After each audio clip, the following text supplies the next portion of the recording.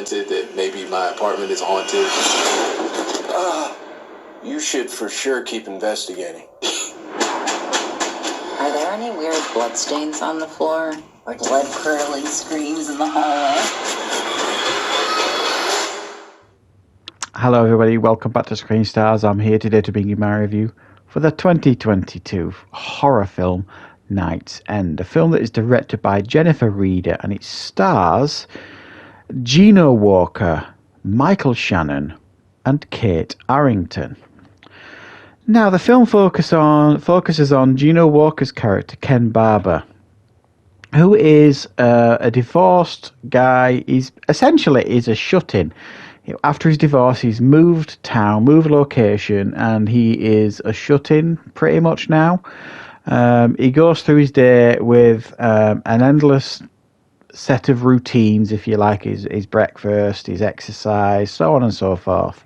So he's got this really dull existence in actual fact. And one of the things he does to kind of try and keep connected is he's got like his own like channel where he gives tips, all sorts of life tips and all this kind of stuff. It's a bit weird. And then he starts noticing that some weird stuff is starting to happen, that he quite quickly connects to his apartment being haunted. And a lot of the people who he's on like Zoom calls with, he's like his family and friends and things like that, are encouraging this almost. He starts capturing some really weird stuff. It continues to escalate until it all comes to a head. Right, what are my thoughts on Night's End? Well, I think this is another Shudder original. I'm fairly sure I watched it on Shudder. And I was actually quite looking forward to this one. The premise kind of really sounded very interesting to me. Unfortunately, I have to say I didn't really enjoy this film.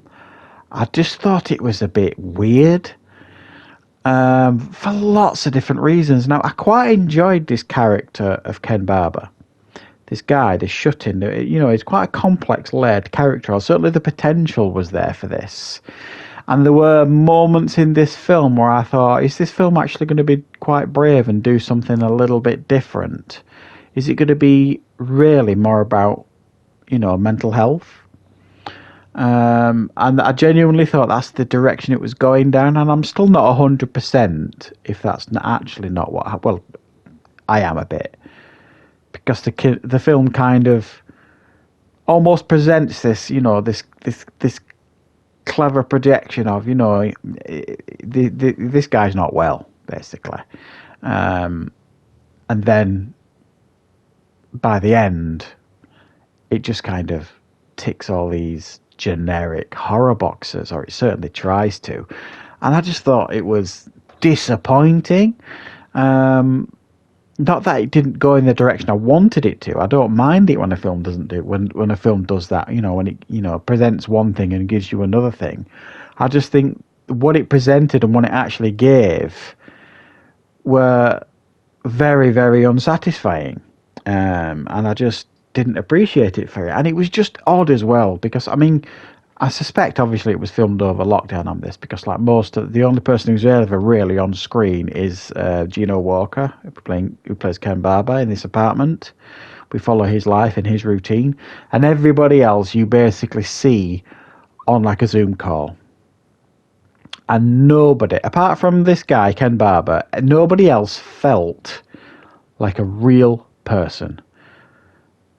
They just didn't feel real at all. Anybody that he spoke to on this Zoom call, so he spoke to his friend, they didn't feel real, that friendship. He spoke to his ex, and I think it was his ex anyway, and Michael Shannon, who's like her new boyfriend or husband. They didn't feel like real people. Michael Shannon, this is Michael Shannon. And it was almost like nobody put any effort in. It was weird.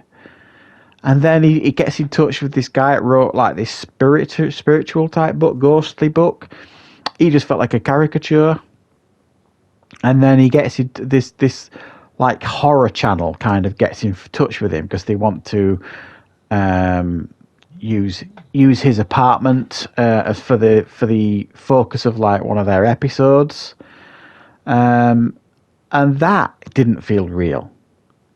See, what I didn't understand is that if a paranormal program is interested in showcasing your house or apartment, wouldn't they come out and film and do all this kind of stuff?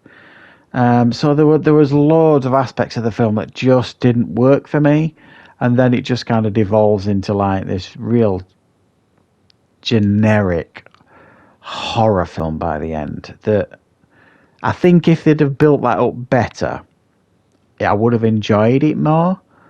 The film, it presents like this sad existence of this guy who's a shut-in essentially, and then they could have done so much more with that. It was such a missed opportunity, I think.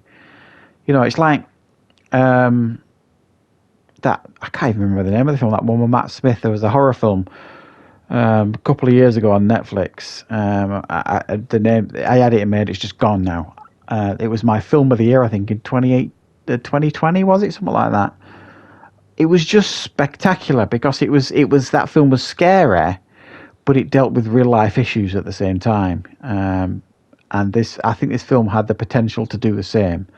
Deal with real life issues like mental health and all this kind of stuff, and present an effective horror film at the same time. And I just don't think it did it.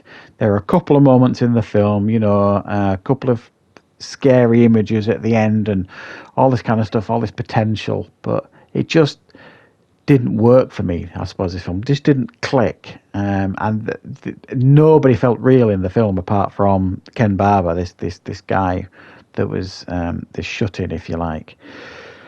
So very, very unbalanced. I think there was a lot of potential here, and I do think they missed a great opportunity to give us something a bit better, a bit more hard-hitting, a bit more effective than what it actually chose to give us, which is a real, real shame. So I'm going to give it a 5 out of 10. It's not a complete disaster. It was just, I was quite disappointed with it, if I'm being honest. So thanks for watching. I hope you enjoyed this review. I'll be back with more content on the channel very, very soon.